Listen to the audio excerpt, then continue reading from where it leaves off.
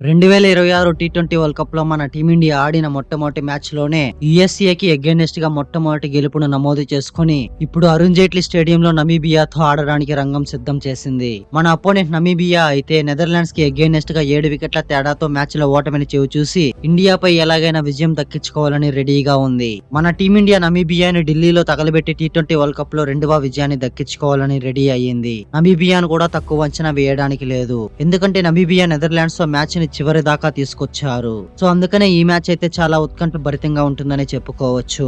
But anyways India versus నమీబియాల మధ్య జరిగే టీ20 వరల్డ్ కప్ మ్యాచ్ కి సంబంధించి pitch report and weather report, ఈ రెండు టీముల మధ్య బెస్ట్ ప్లేయింగ్ 11, ఈ మ్యాచ్ లో key players and team analysis, head to head stats and ఈ మ్యాచ్ లో ఎవరిది పై చేయి అవుతుంది, దాంతో పాటు ఈ మ్యాచ్ కి సంబంధించి పూర్తి ప్రివ్యూ గురించి డిస్కస్ చేసుకుందాం. అండ్ అంతేకాదు మన టీమిండియా యుఎస్ఏ తో సూర్యకుమార్ యాదవ్ మినహాయిస్తే మిగిలిన బ్యాటర్లు అందరూ కూడా ఫెయిల్ అయ్యారు. నమీబియా మ్యాచ్ లో టీమిండియా బ్యాటర్లు ఎలా కంబ్యాక్ చేస్తారో కూడా మాట్లాడుకుందాం. ఇండియా వర్సెస్ నమీబియా మ్యాచ్ లో ముందుగా మన team India playing 11 and recent form గురించి మాట్లాడుకుందాం. మన టీమిండియా లాస్ట్ 25 ఐసీసీ మ్యాచ్ల్లో కేవలం ఒకే మ్యాచ్ మాత్రమే ఓడిపోయింది. అది కూడా 2023 ఓడిఐ వరల్డ్ కప్ ఫైనల్లో ఓటమిని చూసింది.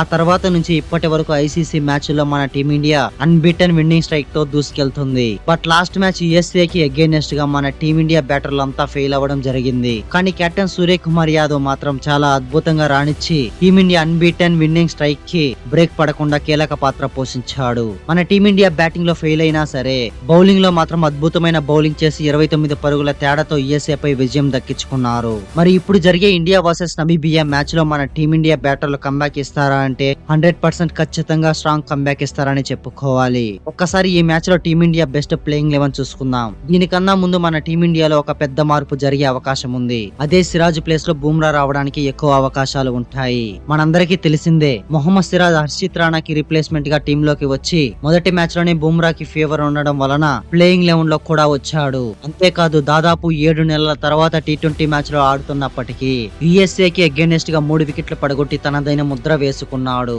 కానీ జస్ప్రీత్ బుమ్రా ఫుల్లీ ఫిట్ గా ఉంటే మొహమ్మద్ సిరాజ్ బెంచ్ కి పరిమితం అవుతాడు. అండ్ దాంతో పాటు ఇంకో న్యూస్ కూడా బయటకు వచ్చింది. అభిషేక్ శర్మకి అనారోగ్య కారణంగా నమీబియాతో జరిగే మ్యాచ్ కు దూరం అవుతున్నాడని రిపోర్ట్స్ వచ్చాయి. బట్ అభిషేక్ శర్మ ఈ మ్యాచ్ కి అవైలబుల్ లేకుండా ఉంటే సంజు శాంసన్ అయితే ఈ మ్యాచ్ లో ఆడడానికి అవకాశం దక్కుతుంది. మరి చూడాలి టీమిండియా మేనేజ్మెంట్ ముందు ఎలాంటి నిర్ణయం తీసుకుంటుందా అని. బట్ ఎనీవేస్ ఈ మ్యాచ్ లో టీమిండియా ప్లేయింగ్ 11 చూసుకుందాం. ఓపెనింగ్ లో అభిషేక్ శర్మ, ఇషాన్ కిషన్, నంబర్ 3 లో తిలక్ వర్మ, నంబర్ 4 లో సూర్యకుమార్ యాదవ్, నంబర్ 5 లో శివం దుబే, నంబర్ 6 లో హార్దిక్ పాండ్యా, నంబర్ 7 లో రింకు సింగ్, నంబర్ 8 లో అక్షర్ పటేల్, నంబర్ 9 లో హర్షదీప్ సింగ్, నంబర్ 10 లో జస్ప్రీత్ బుమ్రా, నంబర్ 11 లో వరుణ్ చక్రవర్తి. నమీబియాకి అగైనెస్ట్ గా టీమిండియా ప్లేయింగ్ 11 ఎలా ఉంటుందని నేను అనుకుంటున్నాను. మన టీమిండియా అయితే ఈ మ్యాచ్ లో ఎస్పెషల్లీ బ్యాటింగ్ లో ఒక స్ట్రాంగ్ కంబ్యాక్ ఇస్తుందనే చెప్పుకోవాలి. ఒక్కసారి ఈ టీం గురించి మాట్లాడుకుంటే బ్యాటింగ్ లో ఒక స్ట్రాంగ్నెస్ ని కలిగి ఉంది. కానీ లాస్ట్ మ్యాచ్ లో మాత్రం బ్యాటర్లంతా ఫెయిల్ అవ్వడం జరిగింది. ఎస్పెషల్లీ టీమిండియా ఓపెనర్స్ గురించి మాట్లాడుకోవాలి. అభిషేక్ శర్మ రీసెంట్ గా ఫామ్ అనేది ఒక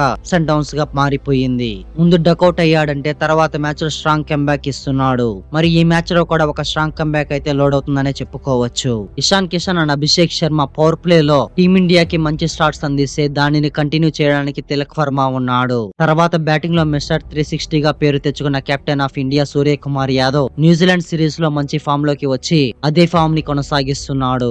ఇక శివం దుబే మిడిల్ ఓవర్స్ లో 6 కొట్టడంలో ప్రసిద్ధి చెందాడు. అండ్ ఫినిషింగ్ లో Rinku Singh, Akshar Patel, the dangerous man Hardik Pandya చాలా మంచిగా ఫినిషింగ్ చేయగలరు. సో మన టీమిండియాకి అయితే ఒక స్ట్రాంగ్ బ్యాటింగ్ ఉందనే చెప్పుకోవచ్చు. ఇక బౌలింగ్ లో బుమ్రా కూడా తిరిగి వస్తున్నాడు కాబట్టి బౌలింగ్ లో కూడా టీమిండియా అహెడ్ ఉంటారనే చెప్పుకోవచ్చు. మన టీమిండియాకి స్ట్రెంగ్స్ ఏమైనా ఉందా అంటే అది బ్యాటింగ్ అండ్ బౌలింగ్ అనే చెప్పుకోవాలి. వీక్నెసెస్ ఏమైనా ఉన్నాయా అంటే ప్రెసెంట్ మన టీమిండియా బ్యాటర్లు అందరూ కంబ్యాక్ చేయాల్సి ఉంది. ఎందుకంటే లాస్ట్ మ్యాచ్ లో అందరూ ఫెయిల్ అవడంతో నమీబియా ఈ అడ్వాంటేజ్ తీసుకుని వికెట్లు పడగొట్టే అవకాశం ఎక్కువగా ఉంటుంది. మరి చూడాలి మ్యాచ్ ఎలా ఉంటుందా అని. ఇక మన అపోనెంట్ అయిన Namibia best playing 11 and strengths and weaknesses చూసుకుందాం. నమీబియా ఏదైతే లాస్ట్ మ్యాచ్ అదే నెదర్లాండ్స్ కి అగైనెస్ట్ గా ఆడిన ప్లేయింగ్ 11 తోనే బరిలోకి దిగుతుంది. నమీబియా బ్యాటింగ్ లో చాలా మంచిగా రాణించారు. అండ్ ఆల్సో బౌలర్లు కూడా మ్యాచ్ ని చివరి వరకు తీసుకొచ్చారు. సో అందుకనే నమీబియా అయితే సేమ్ ప్లేయింగ్ 11 తో బరిలోకి దిగే అవకాశాలు ఉన్నాయి. బట్ ఎనీవేస్ నమీబియా ప్లేయింగ్ 11 అయితే స్క్రీన్ మీద ఇవ్వడం జరిగింది. సో వీడియోని పాస్ చేసి క్లియర్ కట్ గా చూడండి.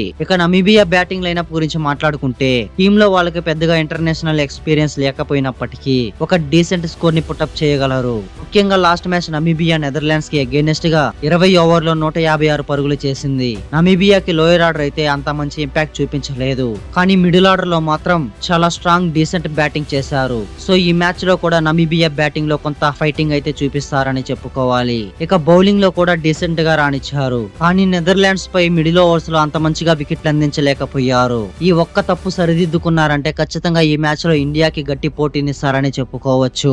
ఈ రెండు టీముల్లో కీ ప్లేయర్స్ ని చూసుకున్నట్లయితే ఇండియన్ బ్యాటింగ్ లో Abhishek Sharma and Suryakumar Yadav key players అని చెప్పుకోవాలి. ఇక బౌలింగ్ లో హర్షదీప్ సింగ్ అండ్ వరుణ్ చక్రవర్తిలు కీ ప్లేయర్స్ అని చెప్పుకోవచ్చు. నమీబియా బ్యాటింగ్ లో టాప్ ఆర్డర్ కీ ప్లేయర్స్ అని చెప్పుకోవాలి, ఎందుకంటే నమీబియా లాస్ట్ మ్యాచ్ లో డీసెంట్ పర్ఫార్మెన్స్ వాళ్ళ టాప్ ఆర్డర్ నుంచే వచ్చింది కాబట్టి బ్యాటింగ్ లో టాప్ ఆర్డర్ కీ బ్యాటర్స్ అని చెప్పుకోవచ్చు. మరి నమీబియా ఇండియా లాంటి స్ట్రాంగెస్ట్ బ్యాటింగ్ ని ఎదుర్కొని ఏ బౌలర్ కీ రోల్ ని ప్లే చేస్తాడో కామెంట్ చేయండి. ఈ రెండు టీముల మధ్య ఇప్పటి వరకు కేవలం ఒకే ఒక మ్యాచ్ మాత్రమే జరిగింది, అది కూడా 2021లో ఆడారు. ఆ మ్యాచ్ లో మన టీమిండియా 9 వికెట్ల తేడాతో ఘన విజయాన్ని దక్కించుకుంది. ఈ మ్యాచ్ లో కూడా మన టీమిండియా అయితే అప్పర్ హ్యాండ్ ఉంటుందనే చెప్పుకోవచ్చు. And finally India versus Namibia ఆడుతున్న అరుణ్ జైట్లీ స్టేడియం యొక్క pitch report and weather report చూసుకున్నట్లయితే ఈ వేదికలో ఇప్పటి వరకు 9 T20 ఇంటర్నేషనల్ మ్యాచెస్ మాత్రమే ఆడారు. గత 5 మ్యాచ్ల ఆధారంగా అరుణ్ జైట్లీ పిచ్ అయితే పూర్తిగా బ్యాటర్లకు సహాయపడుతుంది. ఈ పిచ్ లో బ్లాక్ సాయిల్ ని ఉపయోగిస్తారు కాబట్టి బ్యాటర్లకి అనుకూలంగా ఉంటుందనే చెప్పుకోవచ్చు. అండ్ అంతేకాదు ఈ పిచ్ లో బౌన్స్ మరియు షార్ట్ బౌండరీలు ఉండడంతో బ్యాటర్లు చాలా సులువుగా బ్యాటింగ్ చేయగలరు. ఇది అధిక స్కోరింగ్ కు అనువైనదిగా చేస్తుంది. ముఖ్యంగా T20లో బ్యాటర్లు అనుకూలంగా ఉన్నప్పటికీ ఉపరితలం తరచుగా తర్వాత నెమ్మదిస్తుంది, స్పిన్నర్లకు సహాయపడుతుంది మరియు చేజింగ్ ను కష్టతరం చేస్తుంది. ఇక ఈ వేదికలో ఆడిన 9 మ్యాచ్ల్లో హైయెస్ట్ స్కోర్ చూసుకున్నట్లయితే 221 పరుగులు, లోయెస్ట్ స్కోర్ 120 ఆల్అౌట్ గా ఉన్నాయి.